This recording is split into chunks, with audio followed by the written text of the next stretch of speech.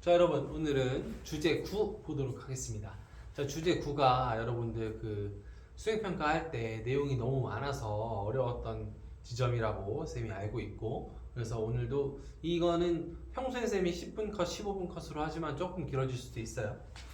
자, 일제가 우리를 이제 침략하고 우리를 지배한 이후에 우리의 정신까지 지배하기 위해서 우리의 어떤 민족 문화까지 말살시키려고 하는 그런 행동들을 하게 됩니다. 그래서 일단 우리 민족의 정신을 지배하기 위해서 역사, 언어, 문화, 종교 이런 것들을 다 빼앗고자 하는 거예요. 이런 것들을 다 말살시키고자 하는 거죠. 그래서 일단 역사 부분에서 보면 조선사 편수회라는 걸 만들어요, 일제가. 그래서 조선사를 일제가 이렇게 편찬해 주는 거야. 그런데 일본이 쓰는 조선사의 내용이 좋을 리가 없겠죠. 그렇죠? 그래서 여기에 식민사관이라는 것이 개입되게 되는데, 자, 식민사 이거는 역사지. 이건 뭐야? 역사를 보는 관점이야. 그래서 식민사관은 일제가 식민지 조선의 역사를 왜곡해서 보는 관점, 그거를 식민사관이라고 하는데요. 대표적으로 타율성론. 타율성은 뭐야? 타율의 반대는 자율이죠. 우리가 자율적으로 발전해온 것이 아니라 우리 한국의 역사는 항상 외세의 침입 또는 외세에 의해서 타율적으로 발전되어 왔다. 그러니까 내가 너네를 지배하는 게 괜찮은 거다. 너네 발전에 도움 될 거야. 외세가 개입한 게 오히려 너네한테 좋을 거야. 라는 개소리를 짓거린 게 타율성론이고요. 정체성론이라는 건 여기서 너의 정체가 뭐야? 의 정체가 아니고 교통정체 할 때 정체예요. 한국의 역사가 정체되어 있다는 거야. 이게 무슨 말이냐면 마르크스라는 사람이 이제 유물사관이라는 그 역사관을 정리를 하면서 뭐라고 했냐면 인류는 옛날에 구석기 신석기 시대 때 원시 공산 사회래. 다 같이 가서 맘모스 잡고 다 같이 가서 잘라서 나눠 먹고, 그래서 공동 생산, 공동 분배 이런 아주 원시적인 형태의 공산주의 사회가 있었대요. 이런 것들이 한 단계 발전하면 뭐가 되냐면 고대 사회로 넘어가면서 이제 고대 노예제 사회가 있었다는 거야. 그래서 이제 계층의 이 나님이 생기죠. 우리 청동기 철기 시대를 지나면서 계층이 생기게 되잖아. 그래서 이제 지배층이 있고 피지배층이 있고, 그래서 노예가 생산을 담당하는 고대 노예제 사회가 있었고, 이것이 서양의 경우 이제 중세 시대로 넘어오면 이제 기사, 영주, 그다음에 영주, 기사, 농노 이런 식으로 해서 중세 봉건 사회가 펼쳐지고요. 이 중세 봉건 사회가 산업혁명과 함께 근대 자본주의 사회로 넘어가게 됩니다. 그리고 이 자본주의가 결론적으로 어떻게 돼? 자본주의는 끝없이 이득만 추구하다가 빈부격차를 발생시키고 결국에는 프롤레타리아, 무산자 계급, 생산수단을 소유하지 않은 이 무산자 계급, 프롤레타리아의 혁명으로 인해서 결국에 자본주의가 망하고 이제 미래 공산사회로 간다. 이게 마르크스의 유물사관이에요. 근데 정체성론은 뭐냐면 한국은 이렇게 넘어오지 못했다는 거야. 여전히 고대 노예제 사회에 머물러 있다.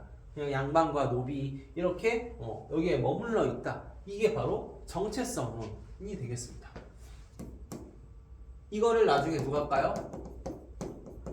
백나문이 까거든. 자, 백나문이 뭐라 그랬냐면 조선 사회를 연구를 해보니까 조선 후기에 가면 이양법, 모내기가 시작되면서 생산량이 엄청나게 많아지고 남는 생산물, 잉여 생산물들을 시장에 갖다 팔게 되면서 어떤 농작물이 더 이상 자급자족이 아닌 판매를 위한 상품성 있는 작물로 변화되었고, 대표적인 상품성 작물인 벼를 비롯해서 오이, 배추, 담배 이런 것들을 재배하게 되면서 굉장히 상업적 농업이 행해졌고, 그리고 그와 더불어 조선시대 때 보면 이제 장시가 발달하죠. 그래갖고 상평통보가 유통되고 이런 모습들이 이거 자본주의 사회 아니냐. 조선도 서양이나 일본처럼 이런 단계를 거쳐서 여기까지 왔다. 따라서 정체성론은 틀린 이야기다 라고 했던 사람이 백남훈이 되겠습니다. 백남훈 정말 너무 똑똑하지 않나요? 학술적으로 반박하는 이런 게 진짜 멋있는 거지. 자, 그 다음에 마지막으로 나오는 게 당파성론입니다. 우리 조선시대 때 보면 분당이 처음에 이제 뭐 동인서인 갈라지기 시작해서부터 이제 뒤에 막 노론소론까지 계속 갈라지고 싸우고 하잖아. 근데 이제 분당 정치가 사실 처음에는 어떤 뭐 공론을 형성하고 서로 어떤 토론에서 좋은 결과를 도출하고 이런 긍정적인 면이 있었지만 뒤로 가면 갈수록 사실 분당 정치가 변질되고 폐해를 가져오고 하긴 했잖아요. 근데 그런 안 좋은 것들을 조금 더 이제 부풀려서 너네는 맨날 싸워, 너네는 단결이 안 돼, 너네끼리는 도저히 발전할 수 없고 서로 싸우기만 하는 애들이야 라고 우리를 깎아내리는 그런 것들이 당파성론입니다. 요즘 정치권을 보면 약간 짜증이 나죠. 자, 어쨌든 이런 것들로 우리 역사를 깔아뭉개고 우리의 어떤 민족성, 우리의 민족 정신 이런 것들을 되게 뭐랄까 낮추고 비판하고 비난하고 뭐 그런 것들이었어. 그럼 우리는 여기에 맞서서 조선사 편수의 식민사관에 맞서서 어떻게 해야 돼? 우리 민족의 정신은 그렇지 않다.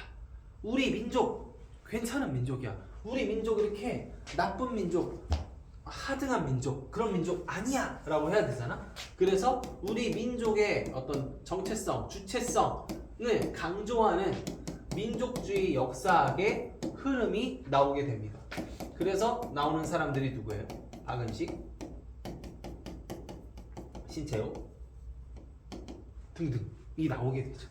그래서 박은식의 경우는 근대사 연구자고요. 신채호 같은 경우는 고대사를 주로 연구했지. 자, 근대사라는 건 이제 보통 이제 흥선대원군 이후에 이제 우리 개항하고 강화도 조약 맺고 그다음에 이제 일본이 침략하고 요 시기야. 막 우리 독립운동하고 막 그런 시기예요. 이 시기를 우리가 공부를 하면서 우리 그래도 일제의 침략에 맞서 싸웠어. 서양이 침략해 왔을 때 뭐 신미양이든 뭐 병인양이든 우리 맞서 싸우고 우리 그래도 우리 어떤 나라가 지금 사실 일본에게 뺏겨서 망했지만 우리 다시 일어설 수 있어. 이런 것들을 이제 공부하는 거예요. 박은식은. 그래서 박은식이 지은 책들이 뭐냐면 한국 통사. 자, 우리 근대 역사를 보면 일제에 침략당하고, 그치? 막 신미양요나 병인양요 때도 보면 프랑스도 침략하고 미국도 침략하고, 그다음에 우리가 이제 식민지 현실이 얼마나 힘들고 괴롭고 아파요, 그쵸? 그래서 이 통이 뭐냐면 아플 통자야, 아플. 우리 고통, 복통, 두통 할 때 그 통자야. 그래서 한국의 아픈 역사, 그러니까 근대사죠, 그죠? 그 다음에 또 쓴 책 이름이 뭐예요? 한국 독립운동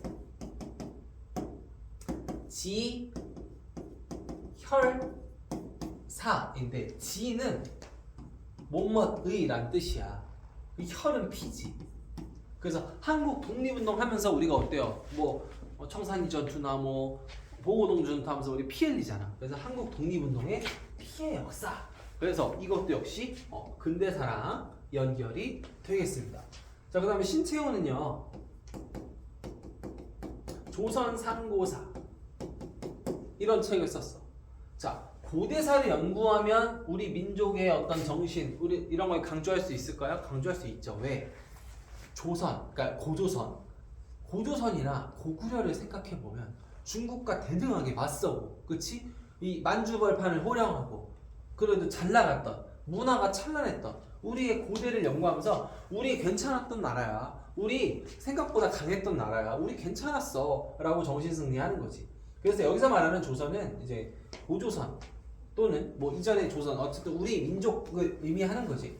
근데 이제 상고가 뭐냐면, 고가 옛 고자, 올해 고자인데, 상은 뭐냐면 우리 남자, 상남자 이런 거 있잖아. 그래서 상고는 아주 오랜 옛날, 거예요.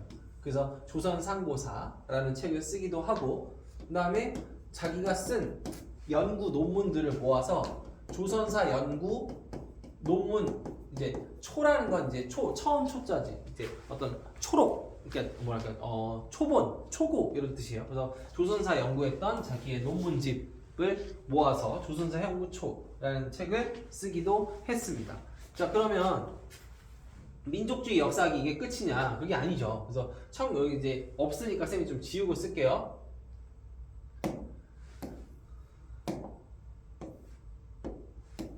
민족주의 역사학의 흐름이 1930년대는 뭐로 이어지냐면 안재홍,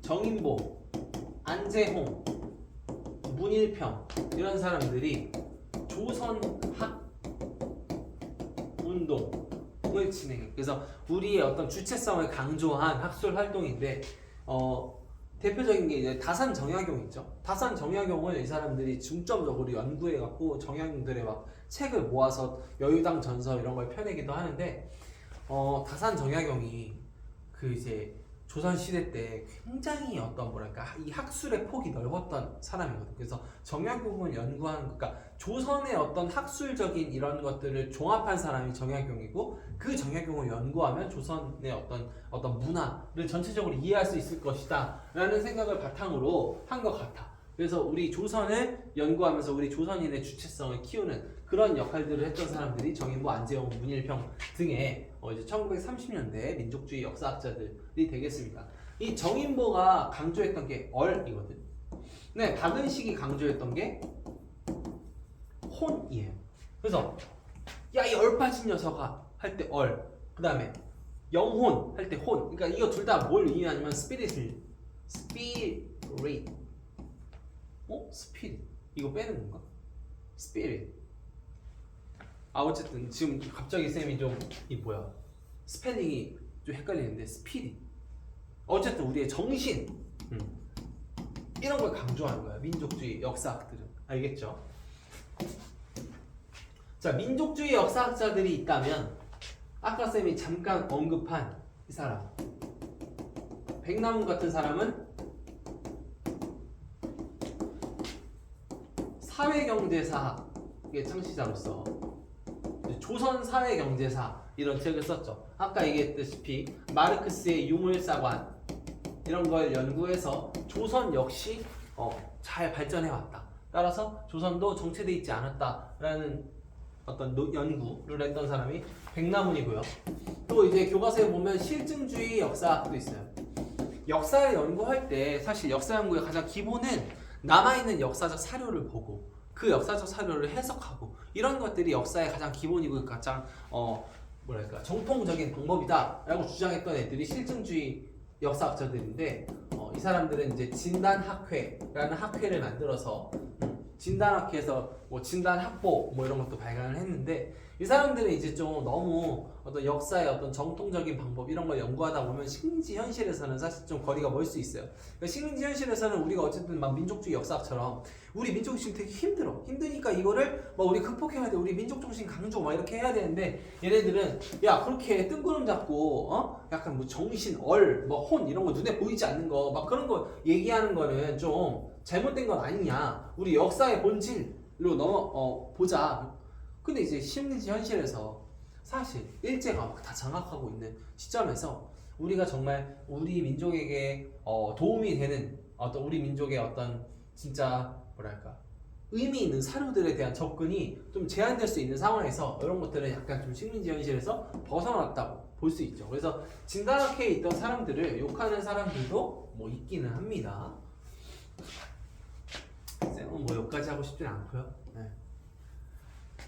자, 그래서 역사에 대해서 지금 한번 쌤은 쭉 살펴봤고, 그 다음에 언어에 대해서 보면 교과서에 조선어 연구회랑 조선어 학회가 나오는데요. 어떤 느낌으로 보면 되냐면 얘네들은 조선어를 어떻게 홍보할지 연구했다고 생각하면 돼요. 그리고 이건 이제 굉장히 학술적인 활동을 주로 했다.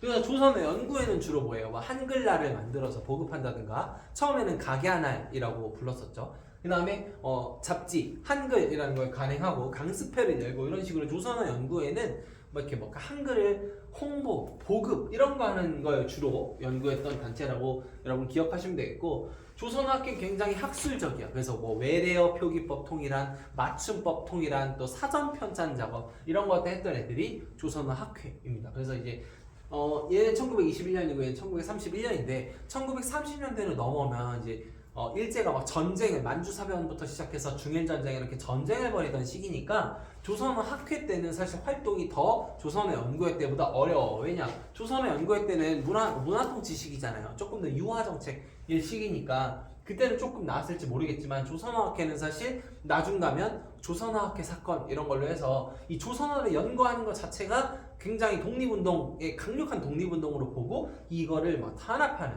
그런 사건도 발생하게 되죠. 그래서 사실 요 위에 이제 주시경 선생님의 국문연구소 이런 것도 옛날 교과서에 있었는데 지금 교과서에서는 그런 것들이 빠졌으니까 여러분 요 연구회랑 학회 정도만 잘 기억해 주시면 되겠습니다.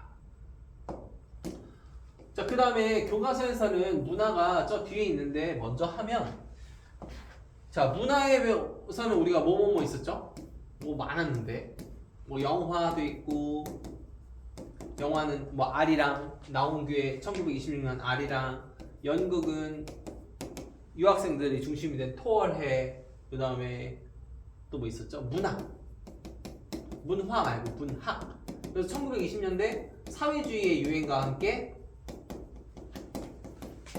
카프, K, A, P, F, 그래서 코리아 아티스타 프롤레타리아 페데라티오 해갖고 프롤레타리아 예술 동맹 이런 것도 있었고, 1930년대는 쌤이 아까 얘기했듯이 뭐예요? 1930년대는 전쟁 시기고 민족 말살 정책이 굉장히 심해지는 시기야. 그래서 문학 작품을 써도 굉장히 독립운동으로 공격받을 수 있었어. 하지만 이런 시기에도 신혼이나 이육사 같이 문학을 통해서 우리의 어떤 저항 정신을 표출하는 저항 문학도 있었고, 아예 일제에 그냥 굴복해버리는 거야. 민족 말살 정책이 너무나 강력하니까 그냥 포기하고 그냥 아예 일제를 찬양하는 친일 문학을 하는 사람들도 있었고, 아예 정말 정치색이 전혀 보이지 않는 오로지 정말 문학적인 거에만 집중해서 정말 순수 문학을 추구하는 약간 도피성이라고 쌤은 느껴져요. 그래서 이런 것도 있었는데 뭐 요거는 교과서에 안 나오니까 몰라도 저항 문학이나 친일 문학 정도가 있었다. 이런 것들 여러분 기억해 주시면 되겠고요. 영화, 연극, 그 다음에 문학 하고 또 뭐 있었죠?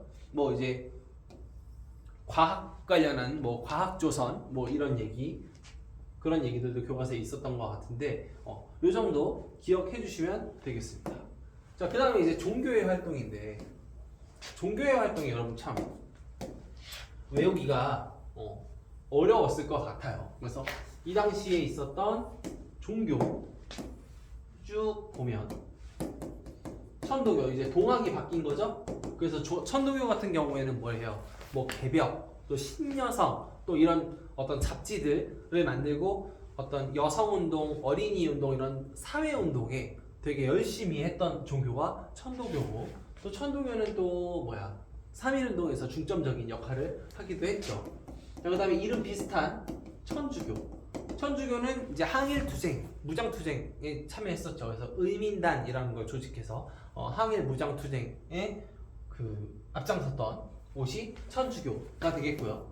기독교 같은 경우는 교회에서 제일 죄악시하는 게 이제 우상 숭배죠. 기독교에서 믿는 신이 여호와잖아. 여호와 하나님이 제일 싫어하는 게 우상 숭배예요. 십계명에도 나오죠. 그래서 이 기독교에서는 주로 이제 신사참배 거부 운동 뭐 이런 것들 많이 했고, 뭐 농촌 계몽 운동에 참여도 하고, 그래서 신사참배 거부해가지고 당시에 개기던 학교들이 막 다 폐교당하거나 막 이런 경우가 많았어요. 대표적으로 뭐 숭실 또는 뭐 숭이 이런 학교들. 사실 뭐 지금은 사실 숭실이 그렇게 좋은 학교에 반열에 있지 않잖아요. 근데 사실 마음 같아서는 일제의 어떤 신사참배에 어떤 협조하거나 굴복했던 그런 학교들보다는, 그런 미션스쿨보다는 숭실처럼 이렇게 끝까지 저항했던 이런 학교들이 우리나라에 명문 학교로 남았으면 조금 더 좋았겠다 하는 아쉬움들이 있습니다. 신사참배 협조 또는 굴복했던 학교들은 알아서 찾아보시고 굳이 그 학교를 까는 것 같아서 얘기하지 않겠습니다. 자, 천도교, 천주교, 기독교, 그 다음에 또 무슨 종교가 있어요? 자, 불교가 있었죠. 불교. 자, 불교하면 대표적으로 누구예요? 한용운, 님의 침묵, 뭐 이런 것들 기억하시고, 이제 조선 불교도 이제 일제의 어떤 불교를 장악하려는 이런 움직임들이 있었거든. 사실 불교가 우리나라 조선 시대 때 제일 약간 뭐랄까 우리나라의 토착 종교처럼 돼 있었잖아요. 그래서 이 조선 불교에 대한 공격도 사실 굉장히 많았어요. 그래서 이 불교 측에서는 조선 불교 유신회 이런 거서 유신이라는 걸 좀 새롭게 해보자 뭐 이런 뜻이거든. 그래서 그런 조직을 만들어서 새롭게 좀 해보려고도 했고요. 천도교, 천주교, 기독교, 불교, 그 다음에 원불교. 그래서 원불교는 박중빈이 창시한 이제 그 어떤 신흥 종교였는데 지금도 여전히 우리나라에서 종교의 세를 유지하고 있는 종교죠. 그래서 원불교 같은 경우에는 좀 허례허식 폐지하고 금주 금연 좀 새생활 운동 우리 좀 우리의 어떤 생활부터 바꿔보자라고 했던 게 원불교. 또 대종교하면 단군 신앙을 바탕으로 해서 뭐 북로 군정서 군을 편성해서 청산리 대첩에서 활약하고 뭐 이러한 내용들 교과서에 쭉 있는데 사실 좀 암기를 해야 되는 부분이라서 여러분들이 조금 수고스러울 것 같기는 합니다. 자, 이렇게 해서 지금 쌤하고 주제 9 한번 쭉 살펴봤는데 사실 내용이 굉장히 많죠. 그래서 어렵긴 시험 공부하는데 어렵긴 할 테지만 내용이 많은 거지 사실 내용 자체가 그렇게 어렵진 않은 것 같아요. 그래서 쌤하고 혹시 쌤이 뭐 빼놓고 간 부분 있나 한번 점검해보고 마무리하겠습니다.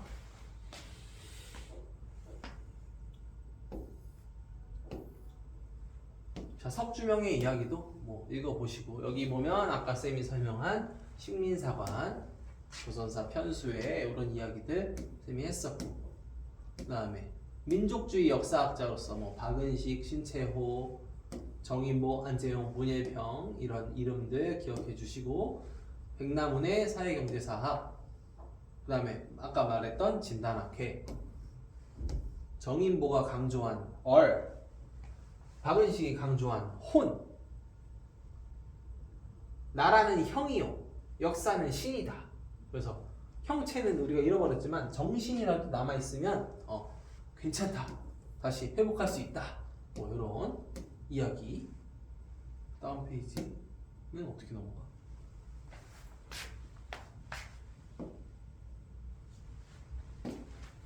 다음 페이지로 어떻게 넘어가지? 쌤이 지금 잠깐 당황하고 있어요. 어떻게 넘어갈까?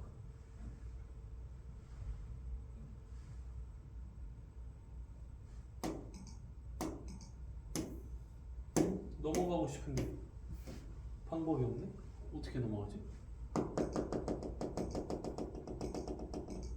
아, 여기 있었네.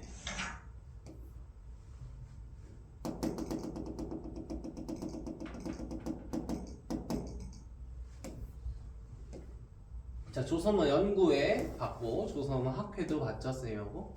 그 다음에 여기 아까 과학조선 이런 얘기 했었고 종교계의 활동 우리 살펴봤죠. 그 다음에 이쪽에서는 이제 영화 아리랑 토월의 그 다음에 여기 카프 친일문학 저항문학 라디오 이런 것들이 보급됐다. 그래서 스포츠 얘기도 있고 이렇게 해서 지금 쌤하고 한번 쭉 살펴봤는데 여러분 주제 9 내용이 많지만 어렵진 않았던 것 같아요. 그래서 여러분들 시험 공부 열심히 하시고 기말고사 잘 보길 바랍니다. 자, 9는 여기서 종료.